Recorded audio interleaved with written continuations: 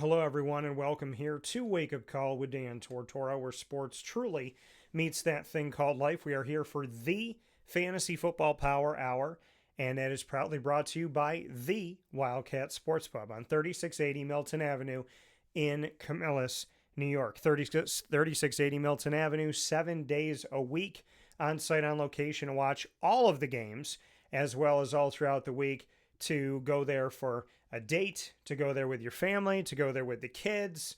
If you have a party, there's a private dining area, a private place that you can have to yourself for your event. Call 315-487-2222 for Takeout Delivery and more information on their party room. So many great things at the Wildcat Sports Pub, and I can't thank them enough. Once again, Takeout Delivery and more, 315-487-2222, and of course, 3680 Milton Avenue in Camillus. We are here for Fantasy Football Week 7 of the 2024-25 season, and we're going to run through starting with Thursday Night Football all the way to Monday night, as we always do. There is a double Monday night game again, so we used to have maybe one of these nights that was a double Monday nighter a season, maybe. And now we have multiple. And here we are in week 7, and we have two again. So one on the West Coast and one on the East Coast. We have a game in Tampa and a game in Arizona. And also make note of the two teams that are on a bye here in week 7 of the 2024-25 season, that being the Chicago Bears and the Dallas Cowboys. So don't put anybody out there from those teams. There's also a London game, which means the Jaguars, for the second week in a row, are overseas, and they just lost mightily to the Chicago Bears. Chicago is off. Jacksonville is in their second week in London, and they will face off against the Patriots. That game kicks off on Sunday at 9:30 a.m. Eastern Time due to the time differential in London, because it's later in London. So make sure that you set your lineup probably by Saturday night, so you don't have to worry about it on Sunday morning. A lot of stuff coming up here, and we're going to jump right into it by starting things off with the Denver at New Orleans game. The Denver Broncos having themselves not too shabby of a season, but before we get into any of that, I want to mention the two massive trades that happened leading into this broadcast, and that is the New York Jets and the Las Vegas Raiders. Shout out to the Boom, Chris Berman. The Raiders traded away Davante Adams. Davante Adams, keep in mind, when Aaron Rodgers signed his mega contract with the Green Bay Packers, within 3 days, Davante Adams was gone to the Raiders. And I thought that they were a package deal. Obviously not. Well, he went to the Raiders. Aaron Rodgers went to the Jets. Hasn't worked out for Davante with the Raiders. And, according to whatever this scenario was, it hasn't worked out, because if it had, then he wouldn't be looking for a trade. And now he's reunited with Aaron. So they gave Aaron a ton of money. They gave him the bag in Green Bay. Davante went and looked for a bag somewhere else. Grass wasn't greener, and now he's back with Aaron Rodgers, this time with the New York Jets. The Raiders receive a 2025 conditional third-round draft pick in this trade. This pick could go to a second-round selection if Adams is a first or second team All-Pro this season, or is on the Jets' active roster for the AFC Championship game or Super Bowl. So it's a conditional third-round pick in 2025 going to the Raiders in exchange for Davante Adams. And if Davante is a first or second team All-Pro this season, that 2025 third-round pick becomes a second-round pick, and it can also become a second-round pick if Davante Adams is on the Jets' active roster and the team is to make it to the AFC Championship game or to this year's Super Bowl. Now, Aaron Rodgers said, "We're back, man," and quote, unquote, he said, "We're back, man." And Aaron Rodgers said, quote, "Obviously, I'm really excited. It's on us now. We're going all in," end quote. The Jets are 2-4. They've lost 3 in a row. And that third game being the 23-20 loss at home at MetLife to the Buffalo Bills inside of their division of the AFC East. Now, Davante Adams this agreement with the Las Vegas Raiders to trade for Davante was agreed upon, came together before Monday night's game, and Davante Adams took a red-eye flight to New Jersey, landing there early Tuesday morning. He went to the Jets facility, took a physical, everything went well, trade's been finalized. So interim head coach Jeff Ulbrich, who was their D coordinator before the firing of Robert Saleh, he said, Jeff said, quote, he's not only an elite player, as we all know, but the relationship with him and Aaron just takes his value to a whole other space for us, end quotes. Now, craziness in what's happened in a week for the Jets. They fired their head coach, and then they brought in Davante Adams. Fired their head coach, moved their defensive coordinator to interim head coach, and then Ulbrich gets this massive deal with Davante Adams coming in. So, crazy here. Crazy here. And Woody Johnson had made a statement here, the team's owner for the Jets, asking if this season was salvageable. He said, quote, salvageable? We're going to kick ... You can add the words after that. We're going to do really well, end quote. Now, the Jets are going to take the balance of Davante Adams' remaining salary. According to some reports that are out there, his salary for the season is $17.5 million, with approximately $11.59 million still owed through the end of the season. While he is under contract for 2025 and 26, his annual salary jumps to $36.25 million for each of those seasons. The Raiders will carry a dead cap charge of $13.67 million in 24 and $15.7 million in 25, according to what is on SpotTrack.com, SPOTRAC.com.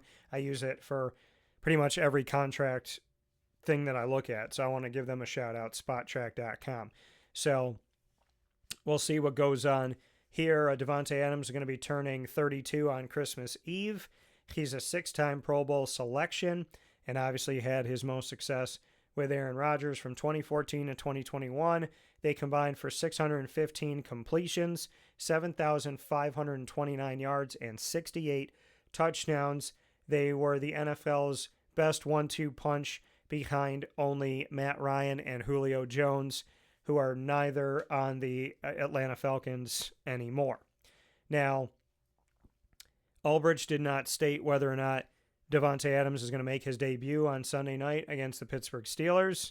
Adams was optimistic, saying he's, quote, feeling great. Now, Davante Adams has missed the last 3 games. The question was, is it due to injury or was it due to what was going on between him and the Raiders? So we shall see what's going to happen here, but the excitement is definitely here. And Aaron Rodgers having Davante Adams, I mean, this is something I thought that he would have in Green Bay when he signed that mega deal. It seemed like it was going to be him and Davante, and then all of a sudden, like I said, within 3 days, Davante was gone, and it was a very kind of quick parting, right? Aaron gets signed to a big deal, Davante leaves, and it just kind of took the wind out of the sails, right? And then Green Bay is looking for receivers, and ultimately Aaron Rodgers parts ways with Green Bay and comes to the Jets. He gets hurt. Davante goes to the Raiders, and they've had multiple quarterbacks over the past couple seasons here, and now they're back together again. So the receiving core for the Jets will now be Davante Adams, Garrett Wilson, Mike Williams, and Alan Lazard. They also have Xavier Gibson, who helps on kick and punt returns. And remember, they have Malachi Corley, their rookie wide receiver. So it'll be interesting here what's going to happen here. And so passing game coordinator Todd Downing has been put in charge of the offense with the shakeup. And obviously being in charge of the offense means that Nate Hackett, who's offensive coordinator, is not in charge of the offense right now. So pretty crazy, all the things that have been happening here. You move your you fire your head coach, you move your D coordinator to interim head coach, you move your offensive coordinator out of being able to call the offense, you put your passing game coordinator in control of the offense, and you make a move for Davante Adams. So we'll see if it all works out. They're definitely doing something. Now, as they move forward, it'll be very interesting for the New York Jets to see if all of these moves can help the team to figure things out at a time where they're 2-4, 6 weeks into the season. And we'll obviously be talking about them for Sunday Night Football, but I did want to make a note of that trade. Another trade I want to make a note of is Amari Cooper, who had originally signed with the Cowboys, I believe, on a 5-year contract, and then within that time went to the Cleveland Browns, so didn't finish up that contract with Dallas, and now he's a Buffalo Bill. Now, this trade happened on Tuesday of this week, and the Bills received Amari Cooper and a 2025 6th-round draft pick for a 2025 3rd-round and 7th-round selection in 2026. So they really didn't give up much. They gave up a 3rd-rounder in 2025, and they gave up a 7th-rounder in 2026. And they still not only got Cooper, but they got a pick. They got another pick in 2025 in the 6th round. Amari Cooper is 30 years old, and now we'll see how he works out with the other players that are already on the team. Now, he's in the final season of a 5-year deal that I had mentioned that he had signed with the Dallas Cowboys. So that deal with the Dallas Cowboys ended up still being under that, moving over to the Cleveland Browns, just like we're seeing with Davante Adams, who's under contract until the end of 2026-27, becomes a free agent in 27. So that contract goes over to the Jets. And in Amari Cooper's case, when he went from Dallas to Cleveland, he was still within that 5-year deal. He's in the final season of it, so we'll see what that looks like. Now, Cleveland converted the majority of Cooper's $20 million base salary into a signing bonus, which obviously helps out the team that brings him in. And in the final year of his deal, you know that he is going to want to do everything he can to show the Bills as well as the NFL that he should get a new contract. Now, he had a career-high 1,250 receiving yards in 2023, but things haven't really gone well for the Cleveland Browns here. Cooper leads Cleveland with 250 receiving yards and 2 touchdowns, but Cleveland's offense has obviously had woes here in these first bunch of games. The Cleveland Browns offense has failed to score 20 points in each of its first 6 games of this season. Now, Browns general manager Andrew Berry said, quote, "We appreciate Amari's hard work, professionalism, and on-field contributions throughout his 2+ seasons with us. He created many memorable moments with us and was an integral part of our 2023 playoff team. We wish him the best in Buffalo as he continues his NFL career." End quote.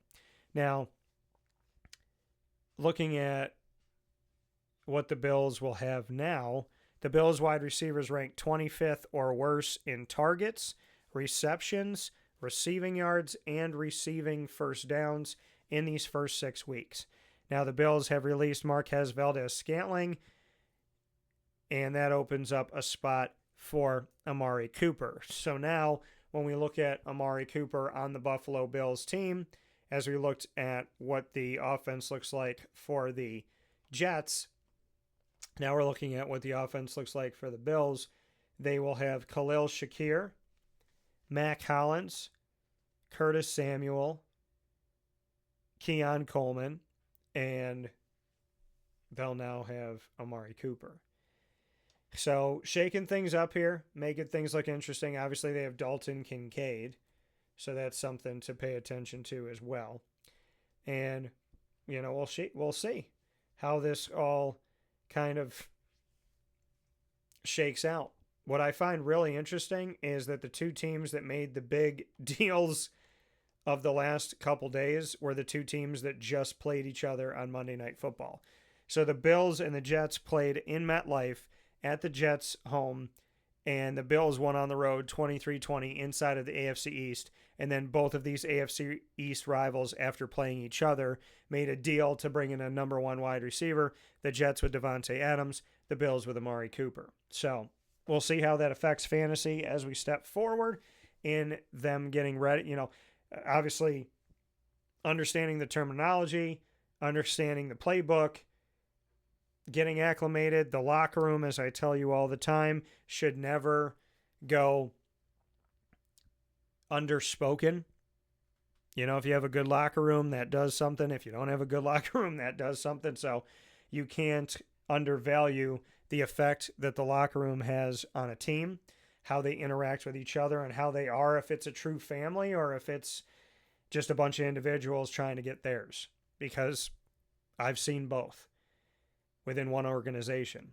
So it'll be interesting to see, but very, very kind of unique here to know that the Bills and the Jets just played each other and are the teams that have made these deals to bring in a number one receiver. So we'll see what it looks like. Tennessee is going to be at Buffalo. The Jets are going to be at Pittsburgh, and we'll see if anybody's going to be ready for these games. Now, Thursday night is where we'll go first. Denver at New Orleans. The Denver Broncos. Bo Nix. Bo Nix has not had a bad start to his rookie season. I had predicted that Bo Nix would have a good rookie season, arguably maybe the second best behind Jaden Daniels. And Jaden Daniels, I predicted, would have the best season of all rookies in the 2024 quarterback class, specifically the quarterback class, and that Bo Nix was my sleeper to be right behind him. Well, they lost to the Chargers at home 23-16. Looking back at this game, Bo Nix, 19-33, 216, 2 touchdowns, 1 interception. He was the leading rusher on the team, above Esteem, above Javonte Williams, above McLaughlin. He had 6 carries for 21 yards, 10.2 yards a carry. Javonte also had 6 carries, but only went 23 yards for almost 7 yards less a carry at 3.8. Devon Ville had 4 catches on 6 targets for 78 yards. Cortland Sutton had a touchdown. Troy Franklin had the other touchdown. Franklin was with Bo Nix at Oregon in college, so kind of cool for that. In this matchup against New Orleans, I mean, you could have somebody off, potentially somebody injured, hopefully not. I got Bo Nix as a low-end 1, high-end 2 at quarterback. Javonte Williams, at best for me, is a third option at running back. Cortland Sutton, I'll call him a wide receiver 2. Trey Franklin's been coming up the list here. I'll call him a flex-out wide receiver in his rookie season. And Jaleel McLaughlin in a deep league, maybe you use him as a running back 4.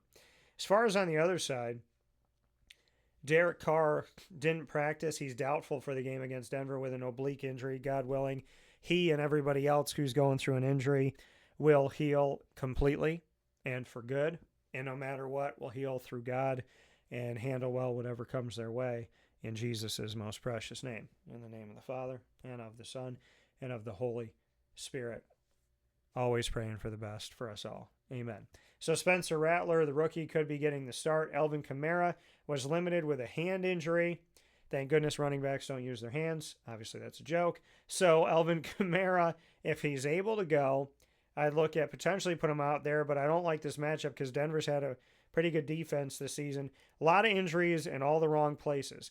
Derek Carr's on the injury report. Alvin Kamara's on the injury report. Chris Olave with a concussion is on the injury report. He didn't practice on Monday. Rashid Shaheed did not practice on Monday with a knee injury. And they don't really have a lot of options at receiver. We might see Taysom Hill go bonkers here, but he's got a rib injury, so he's been limited. So the healthy names, Mason Tipton, Bub Means at wide receiver, Juwan Johnson at tight end, Jamal Williams at running back, Kendre Miller at running back, who was originally with Chicago. So, I mean, New Orleans, I don't feel great about. You might want to play Denver's defense and special teams in this Thursday night football game. If Kamara is able to go, or Chris Olave, I'm going to call Kamara a lower-end running back 2 this week. I'll call him a running back 2, but I don't like the defense he's playing against and that they have to put in a backup quarterback, with no offense to Spencer Rattler whatsoever. But, you know, it's just this team hasn't looked the same since scoring 91 points in the first 2 weeks, speaking of New Orleans. Chris Olave, if he's able to go, he's at the mercy of who starts at quarterback, and so is Rashid Shaheed. So I don't feel good about anybody. Maybe Alvin Kamara, but this injury-laden team might behoove you to have the Denver Broncos defense and special teams in this matchup, like I stated. getting into the next matchup here, and if you have a question, just send it in. Send your questions over to us. Of course, you are watching and listening to us on youtube.com/wakeupcalldt, facebook.com/wakeupcalldt as well. Typically with us on wakeupcalldt.podbean.com. This week we are on YouTube and Facebook for this specific special. So make sure that if you have a question, you send it in to us, and I'll be happy to answer that question for you as long as you shoot it over to the video. So reply to the specific video feed on youtube.com/wakeupcalldt or on facebook.com/wakeupcalldt. Make sure you're responding to this video so that I can see your questions and make sure to answer them. The next game that we're going to get into here inside of Fantasy Football Week 7 for the 2024-25 season is that London game happening on Sunday morning. The Patriots against the Jaguars. Jaguars being the home team in this game, and Jacksonville the team that's been to London more than any other NFL franchise, and the only team that's ever given up 2 games of a season to London, one of them being a road game and one counting as a home game. So, there's 17 games over 18 weeks. You have 9 home games, 8 road games. The next year, 8 home games, 9 road games, and that's how it works out. So 9 at home, 8 on the road, then 8 at home, 9 on the road. In Jacksonville's case, every year they're giving up a road game and a home game to London. So, at most they're going to have 8 home games, and in some years they're going to have 7. So kind of sad how that works out, but that's a decision that they made. The New England Patriots we'll start with, as they are the road team. And looking at the Patriots, first and foremost, they're going to start Drake May. They're going to start Drake May in this game. And we'll see what this ends up looking like for the New England Patriots. Now, they're on a 5-game losing streak. They won the first game at the Bengals 16-10. They decided against Houston to put Drake May out there instead of Jacoby Brissett. It didn't work out. He did have 3 touchdowns, but he had 2 interceptions. He was 20 of 33. And the team lost in New England to the visiting Texans by 20, 41-21. The leading rusher, Drake May, their rookie quarterback. 5 carries, 38 yards, 7.6 yards a carry. Antonio Gibson, 13 carries for 19 yards, was gross. 1.5 yards a carry in his first season coming over from the Washington Commanders. Demario Douglas in this game, a 2023 6th-round pick, 210 overall out of Liberty. Demario Douglas was the leading receiver for Drake May. So 9 if you're wondering what that is, then you got to look up Soldier Boy. But 9 targets, 6 catches, 92 yards, and a touchdown. Keyshawn Boots had a touchdown. Hunter Henry, the tight end, had a touchdown as well. We didn't see much from Austin Hooper. Not much from the rookie Jalen Polk. And JaMychal Hasty caught one of the 2 thrown his way out of the backfield. So in this game again, Jacksonville's played terrible. So if anyone's going to make Drake May look good, it's the Jaguars. But Ramondre Stevenson, he's questionable with a foot injury. I don't know if they necessarily need him to beat the Jaguars. We'll see. Antonio Gibson, I got him as a running back 3. Demario Douglas, I'm going to call him a low-end 2, high-end 3. A little bit higher than I would typically have him, but because he's playing Jacksonville, who's struggled a lot, and they have a culture problem, which I told you weeks ago. And then Doug Peterson, the head coach, talked about them having a culture problem. I know my guys. Hunter Henry at tight end, I'm going to put him as a mid-range 1 in this matchup because they're playing Jacksonville's defense. On Jacksonville's side of things, Travis Etienne is considered week to week. He's got a hamstring injury, which is awful. When that happened to Fred Taylor on Jacksonville, he was never really the same, which is really sad outside of like a season or a season and a half. Tank Bigsby's been playing really well, though. So I do like Tank as a running back, too, especially in a deep league. I'm not going to tell you to lean on Trevor Lawrence to save your fantasy team. If you're leaning on Trevor Lawrence to save your fantasy team, you've probably been losing. the team is the opposite of my hometown Syracuse Orange. Instead of being 5-1, they're 1-5. They lost to the Bears in London 35-16 as the quote-unquote road team in this neutral area. 23 of 35 for Trevor, 234, 2 touchdowns, 1 interception. Evan Engram was tremendous. He's been hurt this season, but he's a 1,000-yard receiver as a tight end, and I'm a big fan. He's got a big faith in God, and I love it, and I love our conversations. I hope I get to talk to you by the grace of God soon, Evan. And so he had 10 catches on 10 targets, caught them all, 102 yards, and led both teams. He had more receiving yards than anyone on the Chicago Bears, despite losing to them by almost 20. He had more receiving yards than the Chicago Bears, over 32 yards more than their top receiver, who was also their tight end, Cole Kmet, who had 5 catches on 5 targets. So the tight ends ran it in this game between the Jaguars and the Bears in London.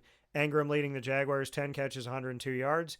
Cole Kmet, and he caught all 10, Evan Engram. Cole Kmet had 5 thrown his way, and he caught all 5. So the tight ends were perfect in this game between Cole Kmet and Evan Engram. Cole Kmet had 2 touchdowns and 70 yards. Keenan Allen had 2 touchdowns in the game as well. Best game of his rookie season, the number 1 overall pick in 2024. Caleb Williams put on a clinic on the Jaguars, 23 of 29, 226, 4 tutties, and 1 interception. So Jaguars did get to him defensively, sacking him 3 times. So, and Trevor Lawrence was also sacked 3 times. So for Jacksonville, I would say in this game, and Gabe Davis had the 2 touchdowns from Trevor. I would say Gabe Davis, I'm going to call him a low end 2, maybe a high end 3. In a deep league, a 2. I'm going to call Evan Engram a 1 at tight end. Christian Kirk, a wide receiver 3, and Brian Thomas, I call him a wide receiver 3 as well. In the next game that we're going to have up here for you, it's going to take us to our normal Sunday schedule at 1 o'clock, and that's the Battle of the Nest, the Seahawks and the Falcons in hot Atlanta. Let's go to Seattle first. And the Seattle Seahawks, they're playing Atlanta. Geno Smith hasn't been terrible. He's actually been really remarkable as a quarterback over the years here. I thought he was going to be a holding spot for them to bring in a new quarterback after Russell Wilson. He's actually done a nice job. But the team started out 3-0. Since then, they've gone 0-3. They've lost 2 games at home. Now they're playing and 1 on the road. Now they're back on the road. Seattle is. And Seattle, most recently, Geno had over 300 yards. He threw 52 passes, completed 30 of them, 1 touchdown, 2 interceptions. Kenneth Walker III had a touchdown, but not great yards. 14 for 32, 2.3 yards a carry. Charbonnet, past the Charbonnet, 5 carries for 20. Tyler Lockett had the only touchdown thrown by Geno Smith. Jackson Smith and Jigba caught 5 of the 9 thrown his way, 53 yards. Lockett caught 4 of the 8 thrown his way, 65 and a touchdown.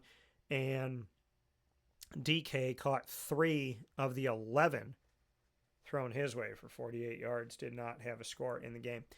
So, in this matchup for Seattle at Atlanta, Atlanta's been a pretty darn good team. And keep in mind, folks, they've had to play on Thursday Night Football, Sunday Night Football, and Monday Night Football. So Atlanta has not shied away from the primetime lights.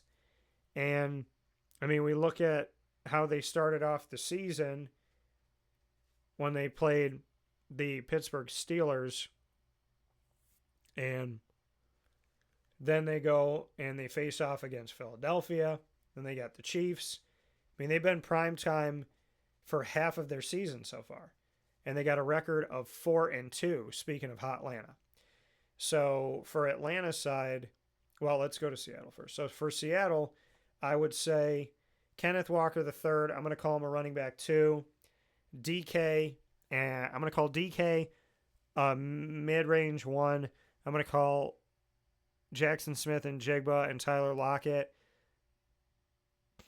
lower end 2s, high end 3. just because you don't really know who's going to get it. On the other side, for Atlanta, Kirk Cousins has done a nice job. Like I said, the team is 4-2 in his first season there. They just beat the Panthers in division by almost 20. They almost doubled the Panthers' score, beating them 38-20. Kirk was 19 of 30, 225 and a touchdown. Tyler Algier, 18 carries, 105 yards, a touchdown. Bijan Robinson, 15 carries, 95 yards, and 2 touchdowns. And Algier, 5.8 yards a carry. Robinson, 6.3 yards a carry. Seems like they finally figured out that both of those guys are talented. Drake London caught the only touchdown pass. 6 catches, 10 targets, 74 yards, and a touchdown. Kyle Pitts, 70 yards, catching 3 of the 5 thrown his way. Mooney caught 3 of the 5 thrown his way for only 38 yards. Bijan caught 3 of the 4 thrown his way, and Algier caught the only 1 thrown his way. So if you got some PPR, that helps you out too. So I would say Tyler Algier is worth the play. Bijan's worth the play. Drake is worth the play as well. I'm going to put him as a wide receiver too. Kyle Pitts, I'm going to call him a low-end tight end 1 just because, I mean, come on now. What do we really see from Kyle Pitts? He's only got 1 touchdown this season in 6 games. So that's not great. And I just don't know why they're not figuring this thing out because, you know, he came out of Florida highly touted, and it hasn't worked out in the NFL. Next one we got up, Tennessee at the Buffalo Bills. So the Tennessee Titans at the Buffalo Bills. Tennessee this season is 1-4. So they're a little bit better than the Jaguars, but they played 1 less game. The Jaguars have played 6 games. Titans have only played 5. Will Levis, 16-27, 95 yards passing. That's awful. 1 touchdown, 1 interception. Tony Pollard, 17 carries, 93 yards, 5.5 yards a carry and a touchdown. Tajay Spears, 6 carries, 27 yards, 4.5 yards a carry. D-Hop caught 4 of the 6 thrown his way for 54 yards. Boyd, coming over from Cincy, caught all 3 thrown his way for 19 yards. And that's it. You look at the rest of the receivers. Burks had 10 yards. Nick Westbrook had a touchdown on a 9-yard catch. Chig Okonkwo, their tight end, 6 yards. Josh Weil, 2 yards. Kelvin Ridley, targeted 8 times, didn't catch a single thing. So, who do you trust on Tennessee? Who are you going to call? Not the Titans. So I would say, you know, Tennessee in this matchup, if you want to play Tony Pollard, you could put him as a running back too, especially in a deep league. Tajay is questionable with a hamstring injury. Hopefully he'll be okay. You might want to play D-Hop as a lower-end wide receiver too. Okonkwo, I'm going to call him a lower-end tight end 1, high-end tight end 2. For the Buffalo Bills, play Josh Allen. James Cook is inactive for week 7 with a toe injury. Hopefully he'll be okay. So Ray Davis might get the majority here. You might want to pick him up. He might be on your waiver wire. Could throw him out there if you got 3 or 4 running backs going. Maybe that's one of the guys you put there, especially because they're playing Tennessee. And then if Amari Cooper is able to go, it's up to you if you want to take a chance on something like that. Keon Coleman, if he's good to go, put Keon in. I'll call him a 2. Dalton Kincaid is a tight end 1. I'm going to call Keon Coleman a lower end 2. We're going to take a step aside for a fast break here on Wake Up Call with Dan Tortora inside of the Fantasy Football Power Hour, proudly presented by the Wildcat Sports Pub. We'll be back to talk about, and I'm going to circle it right now, the game that usually is close, whether it's high scoring or low scoring, the divisional matchup in the AFC North between the Cincinnati Bengals and the Cleveland Browns that will be happening in Cleveland, Ohio. We'll talk about that right after this.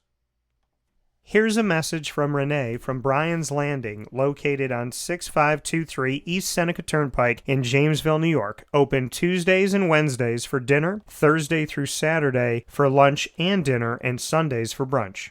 It's a lot like the way that my mom and dad ran their restaurant. We have put in place a lot of people that are family to us, very similar to how my dad hired people that were family to him. And then the tradition I'm carrying on is a lot of the items that are on our menu are my dad's. And he taught our chefs how to recreate his dishes. So I think that Tommy McInerney, who our executive chef is, to him it is an art. And I think that when he does create a dish, it's not just about making the food taste delicious, which is definitely our priority, but it's an art to him, and it's almost like his canvas on a plate where he just wants the colors to look great, and people love it because he takes pride in that. And Brian and I appreciate that. We want it to obviously look good and taste good. I will tell you, when we opened up, it was 6 weeks before COVID. And what was amazing was the community, our friends and family stepped up, and everybody did takeout. Everybody supported us. Our hearts were just so filled. So to Brian and I, obviously our friends come all the time, and we just have repeat customers in Jamesville, and I think people going to our previous restaurant in Green Lakes are making the trip to come to Brian's Landing to support us. And I mean, I think we have great food and a great atmosphere. So it's very, very important to us. Head to Brian's Landing, located on 6523 East Seneca Turnpike in Jamesville, New York, where memories have become recipes that are now meals to share with you. Tuesdays and Wednesdays for dinner, Thursday through Saturday for lunch and dinner, and on Sundays for brunch. And be sure to come out for live music Friday, Saturday, and Sunday.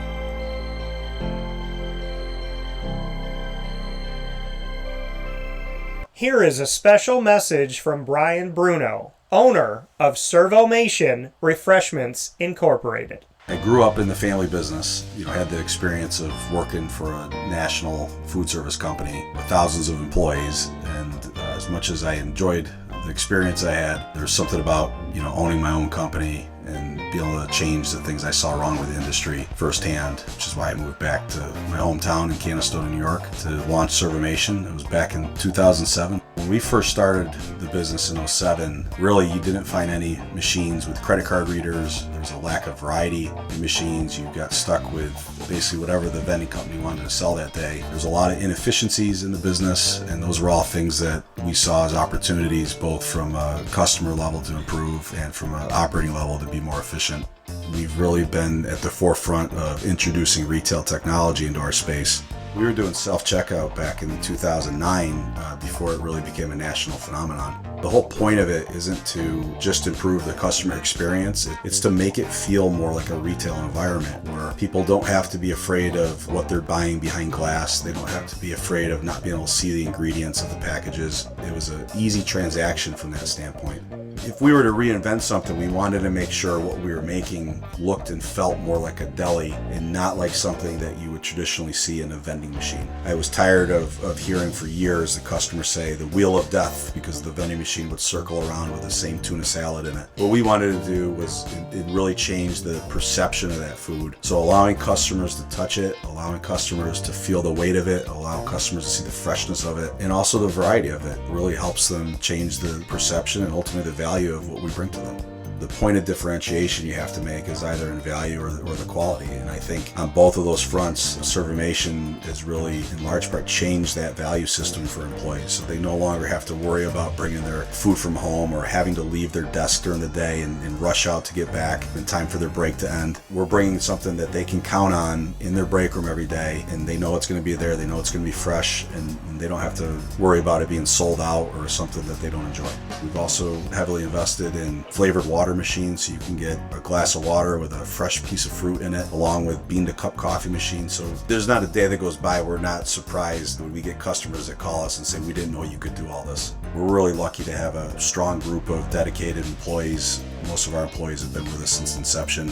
They're family to us, and people like doing business with people they like and trust. And I think the same thing goes for employees. In a day and an age where there's a lot of corporations that just look at an employee as a number and don't get to know them, that's just not the way I was raised or how I like to do business. So we're a little old-fashioned. We like getting close to our employees. We like knowing how we can help them. We like knowing how we can improve their lives, adjust their schedules, whatever it may be to help improve their quality of life. And we think in the end that makes for a happier employee. We're fortunate enough to have really grown over the last several years, and from Pennsylvania to Massachusetts to Connecticut, we really do have a strong connection, even though we're not in the rooms every day with these employees.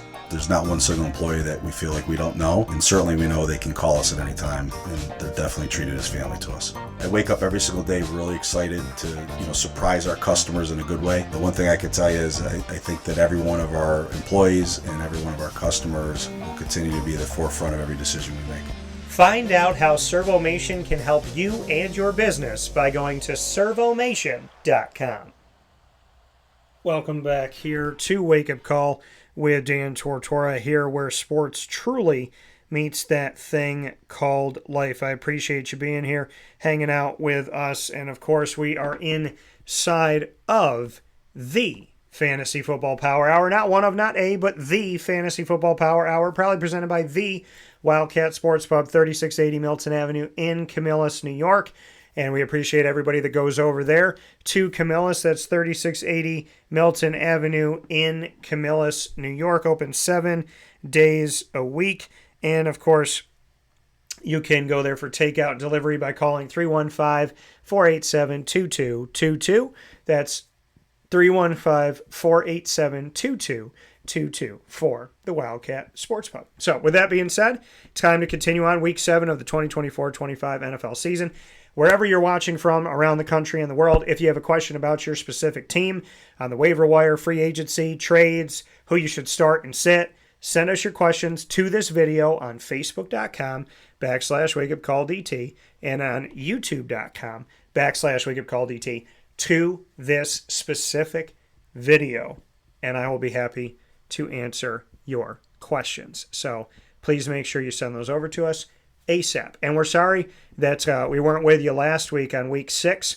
I was traveling and doing the ACC tip-off covering the entire Atlantic Coast Conference for college basketball and conducting interviews with coaches and student-athletes across the entire country, as the ACC is now spanning from the Pacific to the Atlantic Coast. So my apologies for not being with you last week. Yes, I did miss you talking about fantasy football. We did have shows that broadcasted throughout the week, so you didn't miss a beat of Wake Up Call as far as having something to watch, but we didn't have our fantasy football, and I apologize for that, and I missed you dearly. So hopefully you can forgive me for not being with you for a week, and happy to be back here with you. Let's go to Cincinnati and Cleveland in this AFC North matchup. So we'll start with the Cincinnati Bengals. Let's go to the Bengals here, and Chase Brown, he's a guy that I didn't give up on. Chase Brown was drafted last year. And there was people that were like, oh, they brought in Zach Moss. It got to be Zach Moss. Oh, Zach Moss and Zach Moss and Zach, And I was like, why are people ready to throw Chase Brown out in the garbage? Give the man an opportunity to get some footing here. He had 10 carries for 53 yards and a touchdown in their win 17-7 over the Giants on the road at MetLife for the Cincinnati Bengals. 5.3 yards a carry for Chase Brown. Joe Burrow had a touchdown on the ground, no touchdowns through the air. So in this matchup, I like Burrow. I like Chase Brown as a running back 2. Zach Moss, 6 carries for 13 yards. He caught 1 pass, which was the only one thrown his way in this last win. I'm not really sold on Zach Moss. I've been more sold on Chase Brown from the beginning, even though Zach Moss was getting more early on. I would say T. Higgins and Jamar Chase are worth the play for you. I put Jamar a little bit above T. And then outside of that, on Cleveland's side, they don't have Amari Cooper anymore. So now Jerry Jeudy is the guy. So I would say Jerry Jeudy, I'll call him a wide receiver 2 as far as putting him out there. Jerome Ford with a hamstring injury, God willing, he'll be okay. Dante Foreman comes in there. Maybe you can get him off a waiver wire, or maybe somebody put him into free agency. Dante Foreman, I'm going to call him in a deep league a 2 at running back. And I would say comfortably at a 2. Comfortably at a 3, maybe a 2 for Dante Foreman. I'm not sold on it. I don't want you to have to rely on Cleveland to resurrect your season right now. They're 1-5. They just lost to the Eagles on the road. Or pardon me, let me see here. Yeah, they just lost to the Eagles on the road, 20-16. The Browns have not scored 20 points in any of their 6 games this year. So, if that tells you anything about fantasy, I'm just saying. So, Dante Foreman, I'm going to say running back 3. Judy, I'm going to say wide receiver 2 in a deep league, comfortably a wide receiver 3. I think the value is more on Cincinnati when it comes to scoring, obviously, and Cleveland has undoubtedly struggled. They've scored 17, 18, 15, 16, 13, and 16. They've only won 1 game, and you guessed it, it was against the Jaguars. So, and they have the same record as Jacksonville at 1-5. Next game we're going to go to Houston at Green Bay. I think this is going to be a good game. Really do. Houston is a team that's obviously got a lot of talent. Nico Collins is out. God willing, he'll be okay and come back as soon as possible. And more than anything, that he'll be healthy, safe, and well, and happy. Don't like to see Nico go out. He has been a gem for that team last season and, here to start this season. CJ Stroud is worth the play. And then as far as who you put out there at wide receiver, the team is 5-1. They beat the Colts on the road. They beat the Bears at home. They lost to the Vikings in an atypical-looking game for them, 34-7 on the road. They beat the Jaguars 24-20 in a comeback victory at home. They beat the Bills at home 23-20, and then ironically, the Bills won 23-20 the following week against the Jets, and then they defeated the Patriots by 20 on the road, which I had mentioned to you. If we go back and look at what they've been doing without Nico Collins, Stephon Diggs, 7 targets, 6 catches, 77 yards, and a touchdown. Tank Dell, 7 catches on 9 targets, 57 yards, and a touchdown. Joe Mixon caught 2 of the 3 thrown his way out of the backfield, one of them going for a touchdown. Joe Mixon, 13 carries, 102 yards, 7.8 yards a carry, and a touchdown. Dameon Pierce, who was their lead back last year, and they're really, to me, their shining fantasy skill player for the Houston Texans. He had 8 carries, 76 yards, 9.5 yards a carry, and a touchdown. So, for Houston in this game, I'm going to say Diggs, Tank Dell, Joe Mixon, CJ Stroud. I feel good about all of them. And Dante Schultz caught 4 of the 8 thrown his way for 27 yards. Not too shabby. I'm going to call him a tight end too.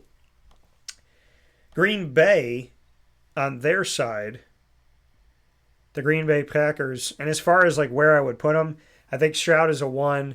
I think Mixon is a low-end 1 at running back. I think Diggs, well, in this game, I'll call him a low-end 1, and I'll call Tank like right behind Diggsy. As far as the Green Bay Packers go, they've allowed 34 points, 10, 14, 31, 19, and 13. The teams they allowed the most points to were in their losses against the Vikings at home and the Eagles at home, giving the Eagles 34 to start the season, and in Week 4 giving the Vikings 31. Since then, they've definitely quieted some offenses that have done big things against other teams. The Arizona Cardinals only scored 13 against Green Bay on the road in a 21-point loss. So that says something to me. Jordan Love had 4 touchdowns in that game and 1 interception. 22 of 32 for 258. I like Jordan Love in this game. I like Josh Jacobs. Emmanuel Wilson is still getting involved. And caught a ball out of the backfield most recently. Jaden Reed, questionable with an ankle injury. God willing, he'll be okay. If he's not, Then there's some more value on Christian Watson and Romeo Doubs. I'll call Watson a 2 and Doubs a 3. I know Doubs had 2 touchdowns in their last game, that win over Arizona, but to me it's about consistency, and those are the only 2 touchdowns he's had this season, came in 1 game. So he's been not in the end zone any other week this season. So I'm going to call Doubs I'll call him a 3. Call him between him and Watson, it's kind of a toss-up. So maybe a low-end 2, high-end 3 for either one.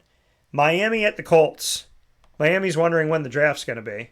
And I really do. I feel terrible for Miami. I feel terrible for Tua. And I mean, this is just, all jokes aside, it's been really, it stinks. It stinks for Miami. Miami has struggled mightily without Tua.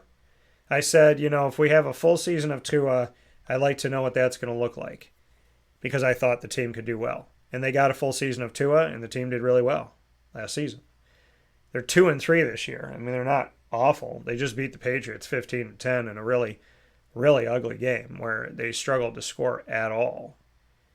And, I mean, looking at the Dolphins most recently in that game against the Patriots, Tyler Huntley, who used to back up Lamar Jackson in Baltimore, who ironically played Miami a couple of years ago in a playoff game when Lamar was injured and almost took Miami down in the postseason, came down the wire there. Now he's a Miami Dolphin himself. Jalen Wright, 13 carries, 86 yards, 6.6 yards a carry. Raheem Mostert, 19 carries, 80 yards, 4.2 yards a carry. Devon Achane got hurt, still on the injury report. Tyreek Hill, 10 targets, 6 catches, 69 yards, not bad. Jonnu Smith, the tight end, was second, 8 targets, 5 catches, 62 yards. Waddle while you work had 4 catches on 8 targets for 46. Mostert caught both out of the backfield that came his way.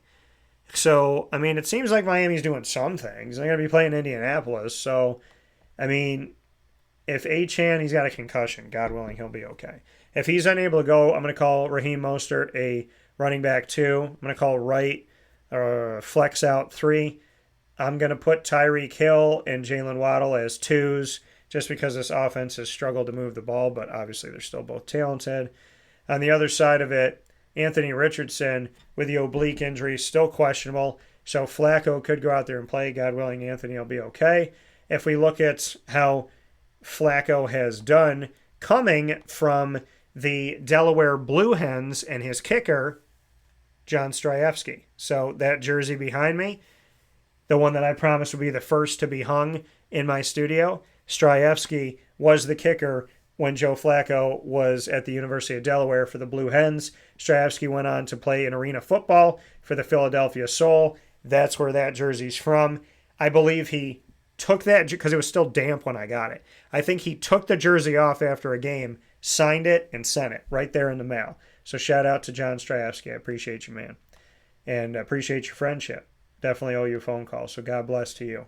The Colts just defeated the Titans in an AFC South matchup on the road, 20-17. Flacco was 22 of 38, 189, 2 touchdowns, 1 interception. Tyler Goodson, 8 carries, 51 yards, 6.4 yards a carry. Trey Sermon, 18 carries for 29 yards, 1.6 yards a carry. Yuck. Josh Downs, a touchdown. Michael Pittman also had a touchdown. So Adonai Mitchell in his rookie season continues to be very quiet. Kylan Granson at tight end is very quiet. Jonathan Taylor, God willing, he'll be okay from his ankle injury. So I'm going to say Michael Pittman and Josh Downs. I'm going to call them low-end wide receiver 2s, high-end 3s. I like their matchup because it's Miami. So maybe they get some more value there, and I know Flacco can get the ball out. So I'm going to give them a little more value that I might have given them in another week. That they're not playing Miami, but they are playing Miami. So in this one, I'm going to give them a little bit more value. The next one we're going to go to the Lions NFC North matchup with the Vikings on the road in Lake Minnetonka, heading off to Minnesota. Detroit just blew out the Dallas Cowboys, who really stink against good teams. And that's not great. So the Dallas Cowboys have struggled and struggled and struggled. They got blown out when they were the higher seed last season in their last game of their season in the playoffs against the visiting Green Bay Packers. Then they started off this season losing at home by getting blown out 44-19. Then they just lost 47-9 to the Lions. And they lost to the Ravens 28-25 at home. So Dallas has been outscored at home this season. They played 3 home games, 3 road games. They've been outscored this season, so that's 72. Bring that down there. They've been outscored 119 to, is that 44? That's 44. They've been outscored 119 to 53 at home in their home stadium, AT&T Stadium. The Dallas Cowboys at home have been outscored in 3 games, 119 to 53. So luckily they're got to be on the road. They got a break too. They're not playing until October 27th. But they have to go to San Francisco. So that's not great. But Detroit, they're a good team. Detroit's a strong team. Who's worth playing? Jared Goff, David Montgomery, Jahmyr Gibbs, Amon-Ra St. Brown, Jamison Williams, and Sam motherfreaking Laporta. Okay? You know Laporta. Okay? You know him. You know that guy. So I would say definitely get Laporta out there. Speaking of Sams, how about Sam Darnold? Sam Darnold this season for Minnesota has the team currently with a record of 5-0. They have not lost a game. And they've defeated the Giants on the road, Niners at home, Texans at home. They blew out 34-7, as I mentioned. They beat the Packers in a close one on the road, 31-29. And they just beat the Jets 23-17 before having some time off. So, Minnesota, Sam Darnold, not too shabby. His numbers aren't, the most recent game, no touchdowns, 1 interception, 14-31 for 179 yards. It's not great. Ty Chandler is not great on the ground. Aaron Jones didn't have a great day on the ground either. Justin Jefferson's still doing his thing. I mean, for me in this game, Detroit's got a good defense. Aaron Jones is questionable with a hip injury. Hopefully he'll be okay. Myles Gaskin is there. He used to be a Miami Dolphin. So I'm going to say Justin Jefferson as a wide receiver 1. And I'm going to put Jordan Addison as a 2. Maybe on the lower end because I don't like this man. I think he might get in the end zone, but I don't know if he's necessarily going to get a lot of yards. So I'll call him a 2. But Detroit is, Minnesota's undefeated. But with Aaron Jones potentially not going to be able to go out there in this game, that can affect everything else, obviously. I think Detroit's going to win it. But Minnesota's got value with their receivers, with Addison and with Justin Jefferson. Let's go to the NFC East matchup. Philadelphia at the New York Giants. The Giants are home again. MetLife's putting in a lot of work. MetLife Stadium, the Giants were there against the Bengals Sunday night, and then Monday night, the Jets were there, and now they're going to be the Giants are going to be back there again this week. So good for MetLife. Got a Giants game, got a Jets game, got a Giants game. You got the Mets playing up against the Dodgers with the right to go to the World Series. A lot of good things happening in the boroughs and in East Rutherford, New Jersey, where teams that have New York in front of their name play their football. It's true. Look it up. East Rutherford for the Jets and the Giants. Philadelphia Eagles, let's go to them first. Philadelphia, let's go to, because we always go to the road team first. Philadelphia, taking a look at their most recent win against the Browns at home in Philadelphia, 20-16. Jalen feels so good, it hurts. 16 of 25, 264, 2 touchdowns, no interceptions. Quando had 18 carries for 47 yards. Hurts had 14 for 33, both of them under 3 yards a carry. A.J. Brown is just crazy. 6 catches, 116 yards on 9 targets, had a touchdown. Grant Calcaterra caught all 4 thrown his way out of SMU. The tight end that was a round 6 pick from Philly 198 overall in 2022, putting that work in. Good job to Calcaterra. Goddard only had one thrown his way. Devontae Smith had a touchdown, 3 receptions on 4 targets, so that's a good thing for him. And Philadelphia, so who's worth playing in this game? Jalen Hurts, Saquon Barkley, Dallas Goedert has that hamstring injury, so God willing, he'll be okay. Calcaterra, this could be a guy to put out there for you this week. I'm going to call him he's playing the Giants, so I'm going to call him a tight end 1. I won't put him as high as some of the other guys, but maybe we call him like a lower end tight end 1. Not a bad bet at tight end 1, though. I like A.J. Brown. I like Devontae Smith. I like Jalen Hurts. I like Saquon Barkley. On the Giants side, the New York Football Giants, how about it? I wonder how Giants fans are going to react to Saquon coming back to town. I'm sure that they will boo him with love.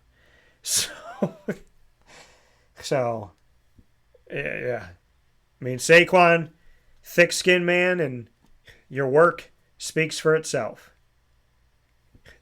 Without you, in a loss, at home, the Giants' leading wide receiver was Daniel Jones, their quarterback. That's yucky. Tyrone Tracy Jr., 17 carries, 50 yards, 2.9 yards carry. Did have a touchdown. Tyrone Tracy also caught all 6 passes out of the backfield for 57 yards. So that's been good. For the rookie, round 5, pick 166 overall this year out of Purdue. How about it? Not too shabby at all. Darius Slayton, 6 catches for 57 yards on 11 targets. So had the same output as Tracy did and just more targets than Tracy. Wendell Robinson, 11 targets like Slayton, caught 5 for 50 yards. So, I mean, they are moving the ball, not really getting in the end zone, but Tyrone Tracy Jr., I'll call him a flex out running back for you, maybe a 3. Malik Neighbors, concussion, God willing, he'll be okay soon.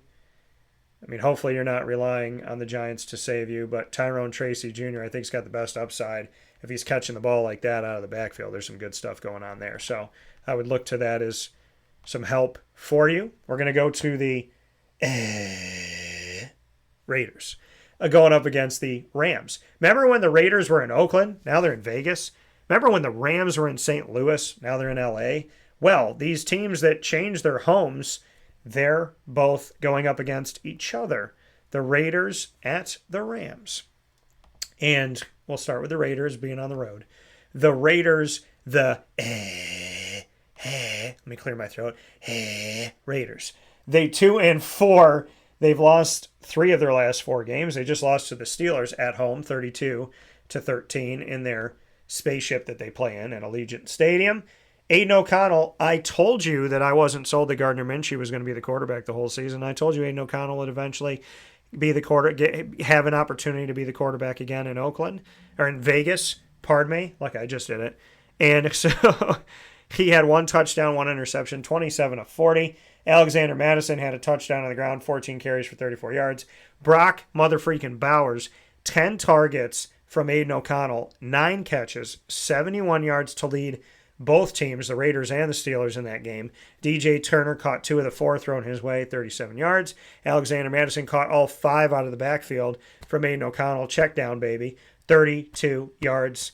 And, yeah, obviously they didn't have Devontae Williams, and now they will probably never have Devontae Williams again. So taking a look at the Raiders first in this matchup against the Rams. The Rams are an enigma. You think like, oh, they're not going to win this game, and then all of a sudden they do pretty well. Zamir White out of Georgia, who I covered in college, he has a groin injury. Groin and hamstring are nagging ones, especially for running backs and wide receivers. So it's sad to see that he's in that type of a situation, and hopefully he'll get better soon. Alexander Madison, I'm going to call him a running back 3. I'm not really sold on any of the receivers. I like Brock Bowers in this game, so I'm going to say Brock Bowers. And then that you should put him out there as a tight end 1. For the Los Angeles Rams, most recently the Rams have been in a place where they're 1-4. They've lost 4 or 5 games this season because they had a week off. So they've lost, because they're 1-4. They've lost 4 out of 5 games. They just lost to the Packers 24-19 at home in their last game. They're home for this game. Matty Stafford in that game, 29-45, touchdown and an interception. Kyron Williams has been great, though. Jordan Whittington, again, Mark West. I don't know where you get these visions from, where you just know these sleeper rookie skill players, but he had Jordan Whittington, and Jordan's definitely stepped up in the absence of Cooper Kupp and Puka Nacua due to injury. So Cooper is questionable with an ankle injury. Jordan Whittington has a shoulder injury. Hopefully they're both able to go. I like Kyron Williams in this game because he's just been fantastic. Had another 100-yard game. If Cooper's able to go, I'm going to put him as a 2. If Whittington's able to go and Cooper doesn't go, I'll put Jordan as a lower-end 2, high-end 3. But I got him safely as a 3 for you. He's had a couple good weeks here, so I'm not going to take him off my radar. And Mark West, once again, just making it happen in our fantasy league here at the Wildcat Sports Pub. We're going to take a step aside inside of the Fantasy Football Power Hour, proudly presented by the Wildcat Sports Pub. We'll be back here on Wake Up Call in just a few moments.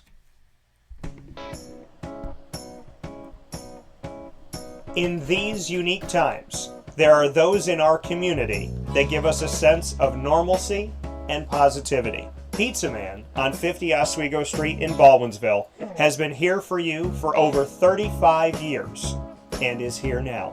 Call 315-638-1234 or order online at pizzamanbville.com to bring those familiar tastes into your home. And remember to come see our monthly on-site broadcasts centered around the community and our Baldwinsville Bees. Pizza Man in Baldwinsville. Any way you slice it, they are always here for you.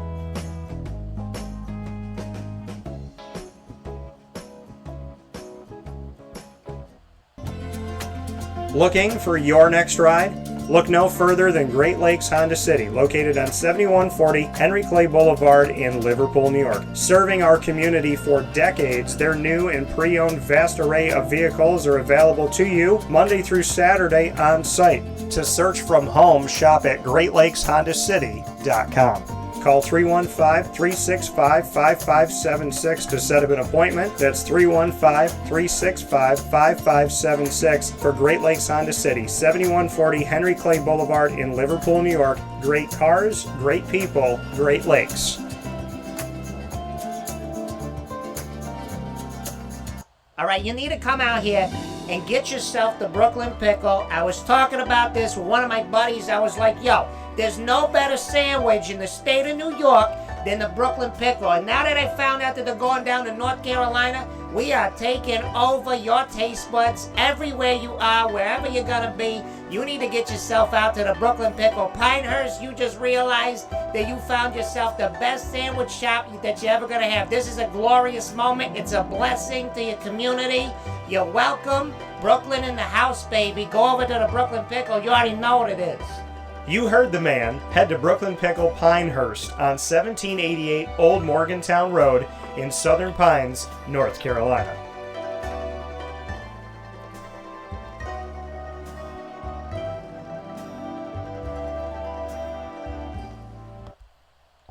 And a welcome back here to Wake Up Call with Dan Tortora for the Fantasy Football Power Hour. Not one of, not a, but the Fantasy Football Power Hour. In the next game we got up here, Carolina at Washington. How about this?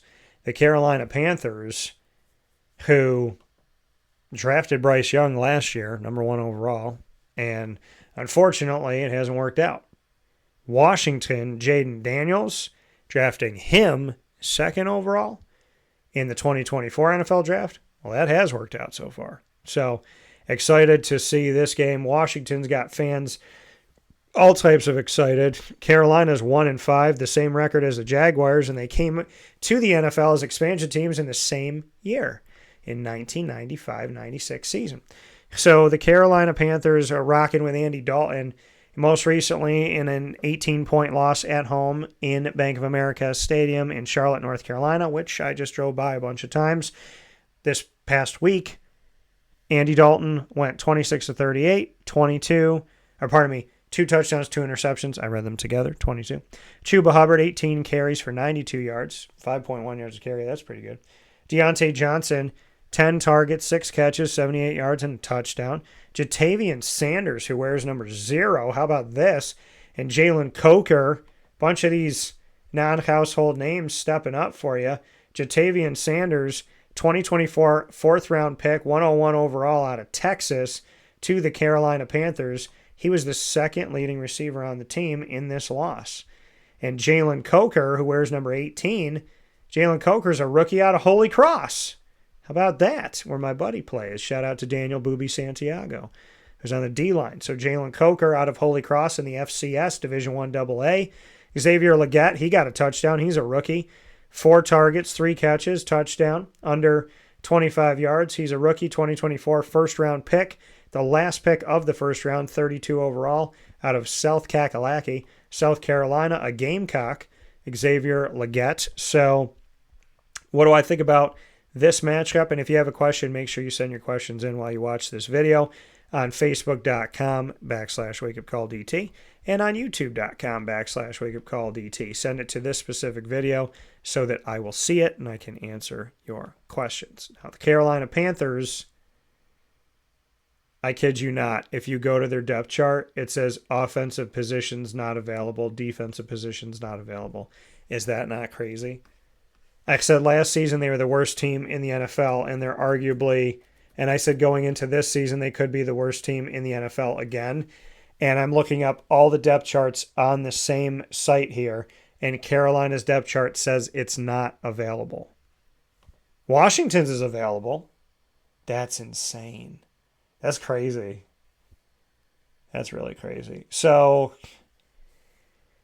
yeah, I mean, in this game, Chuba Hubbard, I'm going to call him a running back 3. I'm going to call Deontay Johnson a low-end 2, high-end 3. Xavier Legette, he's been able to score. So I'm going to call Legette, I'm going to call him a flex wide receiver 3. Jaden Daniels in this game is worth starting.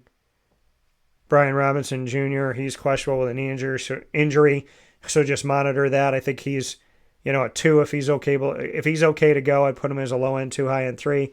Eckler, I like him as a flex guy. I like Terry McLaurin. Taking a look at what they did most recently, speaking of the Washington Commanders. They're 4-2 on the season in Jaden Daniels' rookie year. They just lost to the Ravens in a close one this past week, 30-23. On a early game on Sunday, the 1 o'clock. And in this game, Jaden Daniels, 2 touchdowns, no picks, 24-35, 269, 6 carries, 22 yards.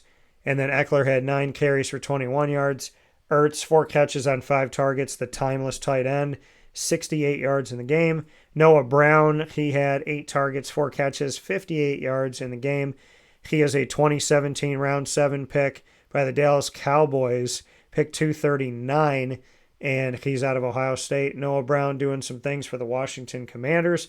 Terry McLaurin caught 6 of the 7 thrown his way, including 2 touchdowns and 53 yards. Eckler caught 4 out of 5 out of the backfield. That's why he's a good flex position guy. That's why I have him there. So I like Terry McLaurin. They're playing Carolina, so if you want to take a flyer on Noah Brown, maybe I'll call him a wide receiver 4.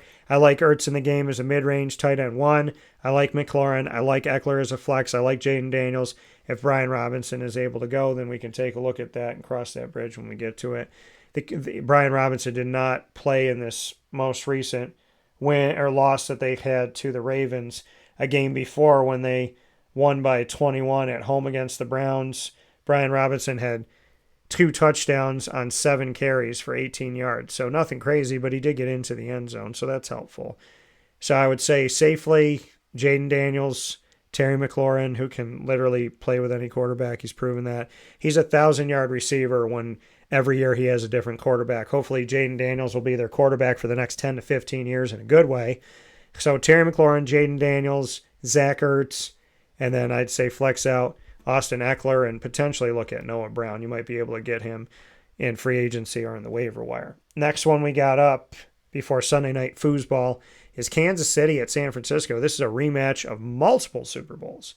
So if you go back and look at Super Bowl history and by year, the matchups that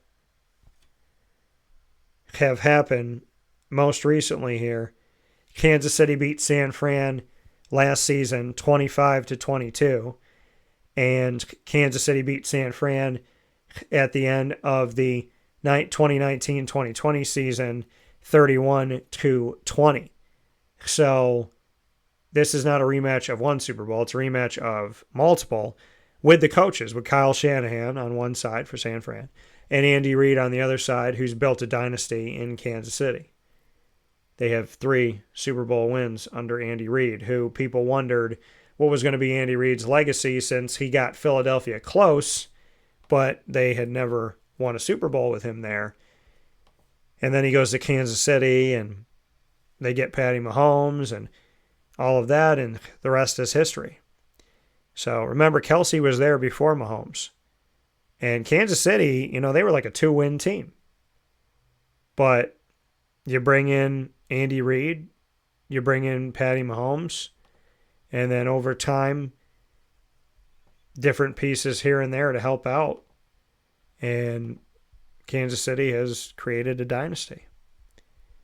Now, Kansas City is going to be at San Fran. San Fran has struggled this season. Kansas City has continued to be themselves and play well. They're 5-0. One of the undefeated teams in the NFL right now. So, looking at Kansas City, most recently they beat the Saints at home 26-13. Now they'll travel to the West Coast. Who's worth playing it? Kareem Hunt, how about this? 20 in his return to Kansas City, 27 carries, 102 yards, 3.8 yards a carry, and a touchdown. How about Juju Smith-Schuster? 8 targets, 7 catches, 130 yards against New Orleans. Travis Kelce, 9 catches on 10 targets for 70 yards. Patty Mahomes did not throw a passing touchdown in this game, but man, did people get involved. Xavier Worthy, the rookie speedster, 6 targets, 3 catches, 25 yards. So who do you play in this one for Kansas City? Pat Mahomes. I'll say Kareem Hunt. I'm going to put him as a 2 at running back. Worthy, I'm going to put as a flex. Travis Kelce, worth starting. Juju, I'm going to put as a 2. San Fran, they've struggled this year. They're 3-3 this season. And most recently, San Francisco has won 2 of 3. So that's a good thing. And I mentioned that they beat the Seahawks on the road. 36-24 was the score. Brock Purdy, 18-28, 255, 3 touchdowns, no interceptions. Isaac Guerendo, 10 carries for 99 yards, 9.9 yards a carry. Jordan Mason, 9 carries for 73 yards, 8.1 yards a carry. That's insane. Deebo Samuel, 3 catches on 5 targets, but had 102 yards and a touchdown. George Kittle, 5 catches, 6 targets, 2 of those 5 catches, touchdowns, 58 yards. Brandon Ayuk, we have 4 targets, 2 catches, 37 yards. Jawan Jennings, 5 targets, 3 catches for 27 yards. And Kyle Usich, they continue to use their fullback, 4 targets. He caught 3 of the passes thrown his way on those 4 targets. So I like Brock Purdy in the game. Jordan Mason, we'll see. He's got a shoulder AC joints left him questionable. God willing, he'll be okay. And by the grace of God, we know that Christian McCaffrey is on injured reserve, and he's expected to return this week. So just monitor that. But in this game, Brock Purdy, I'm going to have him as a lower-end 1 at quarterback, high-end 2. I do like Deebo. I do like Kittle. Brandon Ayuk, I'm going to put behind Deebo in my rankings at wide receiver. But they do have some weapons out there. I just think Kansas City is really dangerous. And then we're going to do Sunday night and Monday night after our final step aside here on the Fantasy Football Power Hour, proudly presented by the Wildcat Sports Pub on 3680 Milton Avenue in Camillus, New York. Open 7 days a week for you to dine in. And also open for takeout and delivery by calling 315-487-2222. They have a massive, massive television. They have TVs everywhere. They have the ticket, and they pick a game and play that games audio throughout the building. So you do not want to miss game day at the Wildcat, be it the NFL or anything. Head out there to 3680 Milton Avenue and let them know. Say DT sent me, or a wake-up call, whatever you'd like to say, and I appreciate it. The Fantasy Football Power Hour back right after this. Carvel DeWitt, it's what happy tastes like. Do you know why? Because we make ice cream. Creamy, rich, flavorful ice cream. Not yogurt or iced milk like some of our competitors. Ice cream. Fresh, by hand, daily. For the calorie conscious, we have something new for you. Our new Carvelite. Same great flavor, creaminess, and texture of our regular ice cream with only 35 calories an ounce. So whether you want an ice cream cake, flying saucer, dasher, carvalanche, hard or soft ice cream, we will satisfy your craving with our fresh, handmade regular or new Carvelite ice cream. Carvel DeWitt. It's what happy tastes like. The Wildcat Sports Pub in Camillus, New York is located on 3680 Milton Avenue in the Home Depot Plaza. It is your family-friendly sports bar and restaurant. Folks, some sports bars aren't family-friendly. Some family-friendly restaurants are not sports bars. The Wildcat Sports Pub in Camillus, New York is proud to be both. It is that marriage that you've been looking for years. The Wildcat Sports Pub is your home base for your sports bar and restaurant needs, games for the kids, indoor and outdoor activities, and enough things on the menu to come back every single week and get to try something new. They're open Sundays from noon to 8 p.m., Monday through Wednesday, 11 a.m. to 11 p.m., and Thursday through Saturday from 11 a.m. to midnight. For reservations and party information, call 315-487-2222 for the Wildcat family-friendly sports pub and restaurant.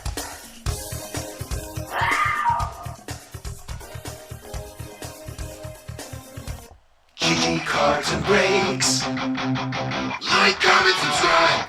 GG Cards and Breaks coming to you on 639 Delmar Place in Syracuse, New York is my sports card and trading card shop of choice. Folks, as we talk about fantasy football, what better way to connect to the players that you love and the teams that you love, as well as the players that are doing really good on your fantasy team, than to go to GG Cards and Breaks and get autographs from those players, potentially, numbered cards, rookie cards, relic cards, RPAs, which stands for Rookie Patch Auto.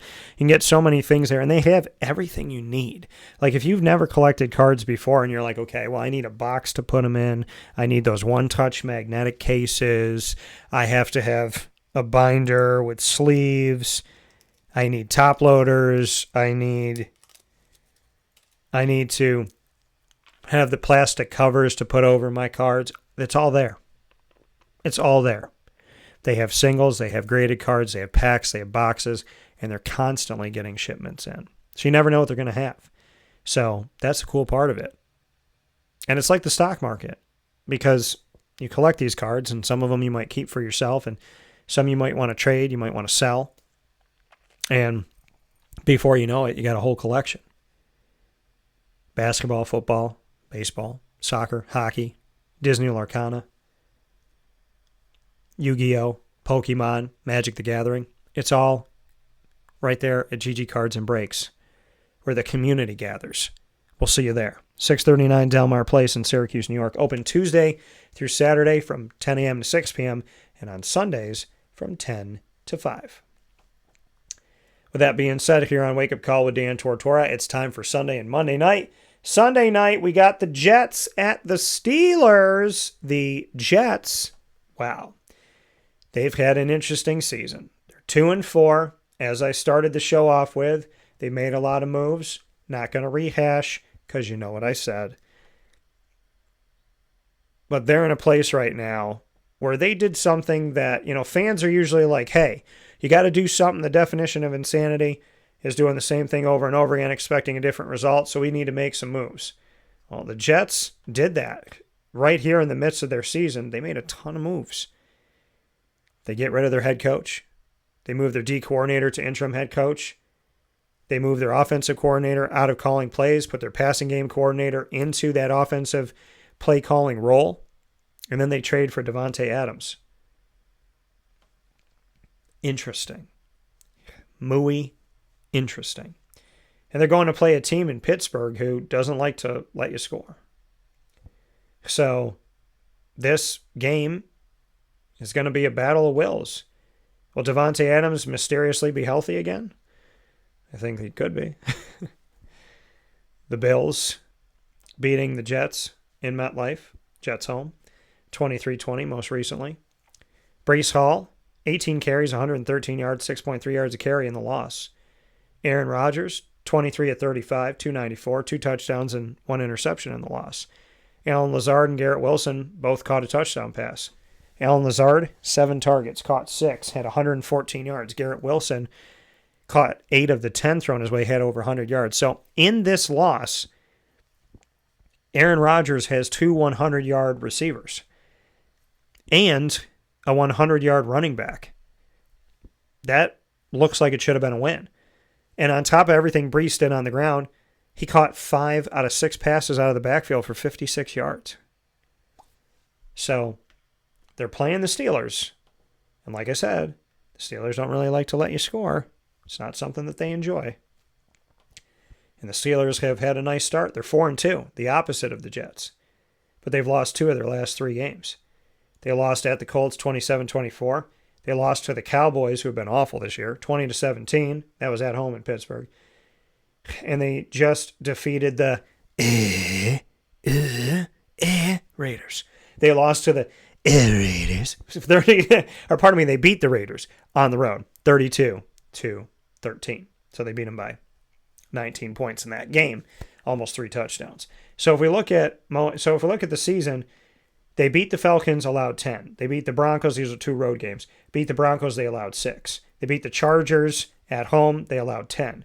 Then they allowed 27 in a loss at the Colts. They allowed 20 against the Cowboys, loss. And then they beat the Raiders, allowing only 13 on the road. So essentially, I mean, the reality is if they keep a team around that 10 points or less range, I mean, they allowed 13 to the Raiders, but basically, if they allow you 2 touchdowns or less, they're winning. And if they allow you 20 or more points, they're losing. So the Steelers trying to lean on that defense and TJ Watt, and they go as he goes, no matter who the quarterback is, in my opinion. So we shall see TJ Watt going up against Aaron Rodgers. Now, Russell Wilson may be starting over Justin Fields. Interesting. I don't think that's going to be good for the Steelers. I don't know why they would do that. No offense to Russell Wilson, but I'm just not sold on the bus right now.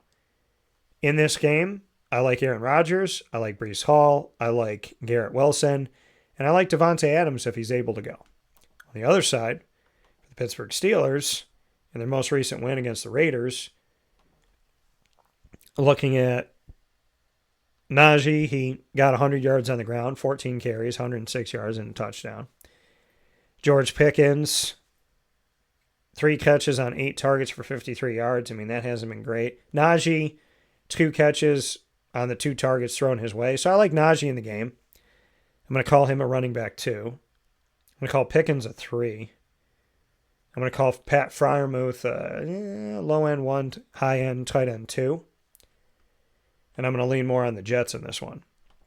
I know they've struggled, but they could be really exciting. I mean, think about it. You got a 100-yard back who's catching 5 out of 6 passes out of the backfield, and you have 2 100-yard receivers, and you still lose, and you're at home. I mean, that's crazy. That's crazy. But they should have scored more points. They didn't get in the end zone as much. That's the issue. You got 3 skilled players over 100 yards, but you're not getting in the end zone. More, you got 20 points. Got to get a little bit more there. Now, Baltimore, however, what did I say? Pittsburgh wins in games where they allow 2 touchdowns or less. So, the Jets just scored 20 in a loss and had a lot of production in fantasy. The Pittsburgh Steelers, when they allow 20 or more, they lose. And I think I'm having deja vu right now. So, just make a note of that. If the Jets get to 20, they may very well beat Pittsburgh. And if they're getting to 20 and they're getting all those skill guys involved, then hey, get those guys out there. Give them some love. They're doing a good job. Allen Lazard. Oh, and Allen Lazard, I think he's worth the play too. Obviously, he is also a teammate, former teammate of Aaron Rodgers and Devontae Adams in Green Bay. And Aaron has shown that he likes him. So we'll see how that continues to go with Devontae Adams coming into town. The next game we have up is going to take us to our Monday Night Football doubleheader. We'll go to the East Coast first. Baltimore at Tampa. The Baltimore Ravens up against the Tampa Bay Buccaneers. And we're going to go to the Ravens first because they're the road team. Lamar Jackson worth the play? Yes. Derrick Henry? Mm-hmm. So those are ones where I'm like, yeah, cut and paste. But when you look at Baltimore at this point, they're 4-2. They're on a 4-game winning streak, though, after losing at the Chiefs and against the Raiders. They just defeated the Commanders 30-23 at home in Baltimore. And looking at the Ravens, Zay Flowers, 9 catches on 9 targets, 132 yards. That's awesome. Like, that's really awesome. So that's something to look at. Mark Andrews and Isaiah Likely, they continue to both be used together, which is not great for fantasy, but Mark Andrews had a touchdown, and he had 66 yards, 3 catches. Isaiah Likely had 2 catches. They were both targeted 4 times from Lamar Jackson. If it works for Baltimore, that's great. May not work for your fantasy. So it's hard for me to tell you to put a guy out there and be like, yeah, that's the guy you go with, as far as Mark Andrews and Isaiah Likely. I think they are arguably, and I said this going into the season, the best 1-2 tandem at tight end in the nation of 32 NFL franchises, but in fantasy it's tough when they're using them both. Because normally Isaiah's filling in when Mark Andrews is injured, but I like that they're using them both because it bodes better for the team. I like Zay Flowers in the matchup. I like Derrick Henry. I like Lamar Jackson. On the other side of it, the Buccaneers most recently, taking a look at the Bucs, they're also 4-2 this season. They have won 2 of their last 3 games. They just put 51 up on the Saints. In their 4 wins this season, 37 at home against the Commanders, 20 on the road at the Lions, 33 at home against the Eagles, and 51 on the road at the Saints, winning 51-27 in an NFC South matchup. Baker Mayfield had 3 interceptions in that game, but he had 4 touchdowns, 24-36 for 325.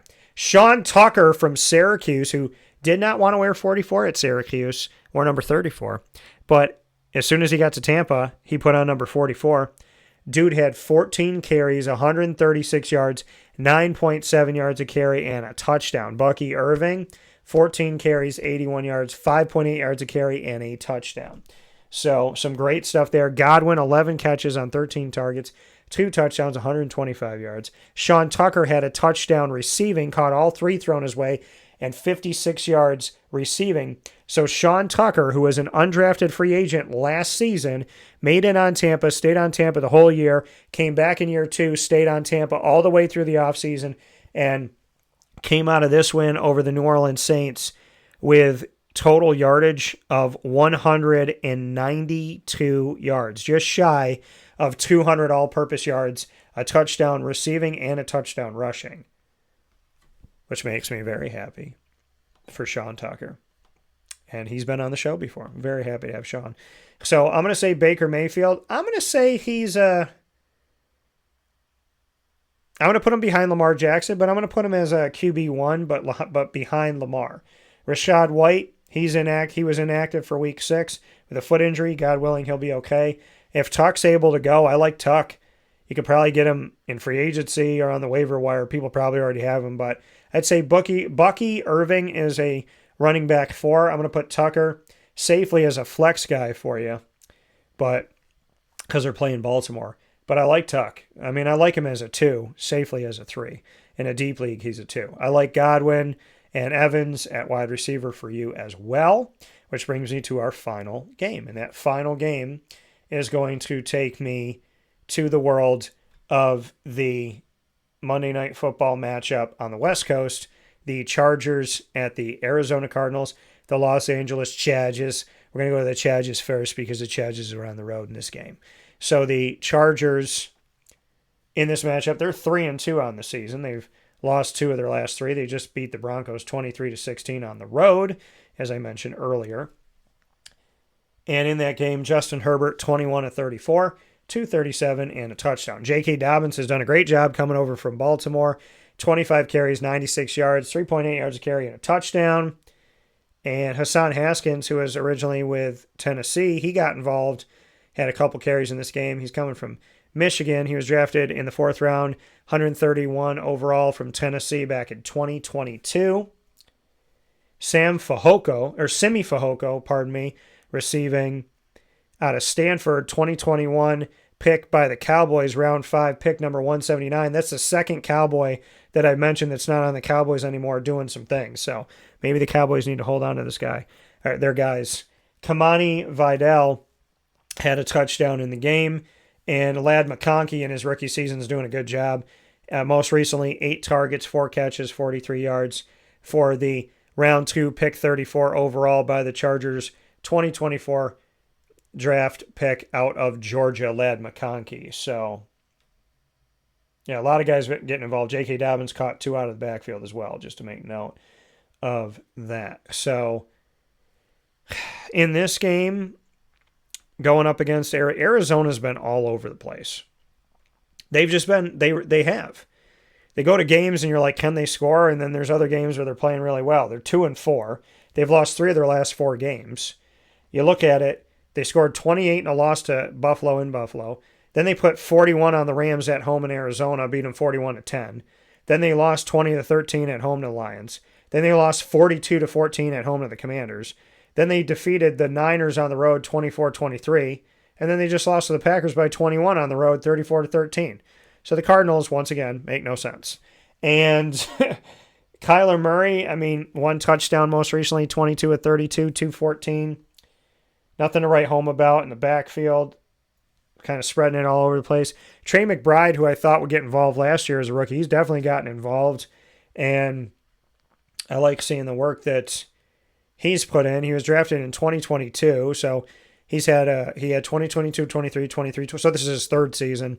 I thought he'd get involved, and he's done a good job this season. Colorado State, round 2, pick 55 by the Cardinals for their tight end, who wears number 85, drafted in 2022. So Trey McBride, he's done some good things. Marvin Harrison, 2 targets, didn't catch anything in his rookie season. He's had some good moments, and he's had some moments where he's completely faded away in games. So I'm going to go to the Chargers first, like I said, and then I'll hit Arizona. Justin Herbert, I like him in this game. I like J.K. Dobbins in the game. Kamani Vidal, he scored his first career touchdown receiving, and he's a running back here on the team. So Kamani is, for those of you that don't know him, that might seek to pick somebody up, Kamani, taking a look at his numbers here, he had 4 carries for 11 yards, 2.8 yards a carry, 2 catches on 2 targets for a touchdown. And Kamani is a rookie, 6th-round pick by the Chargers, 181 overall this year out of Troy. So, Jim Harbaugh doing more with those non-household names so far. Ladd McConkey, I'll flex him out. I'll play Dobbins, and I'll play Herbert. On the other side for Arizona, Kyler Murray, I'm not sold that he's going to be your Monday night guy that's going to be able to help your team resurrect themselves if they're down and out. So I'm going to put him as a lower end 1. Concussion, so expected to play. Marvin Harrison Jr. had a concussion, expected to be out there. Hopefully he will be. So obviously he didn't get much in that last game because he went out. He wasn't able to play there. So out for week 6 at Green Bay. So Marvin Harrison Jr., I'm going to say if you want to flex him out, you can flex him out in this game. He has the ability to get after it. And so, he's a rookie. So, I like Trey McBride. James Conner, I'll say flex him out as a running back 3. I'll say flex out Marvin Harrison. Deep leagues, he's a 2. Non-deep leagues, he's a wide receiver 3 this week.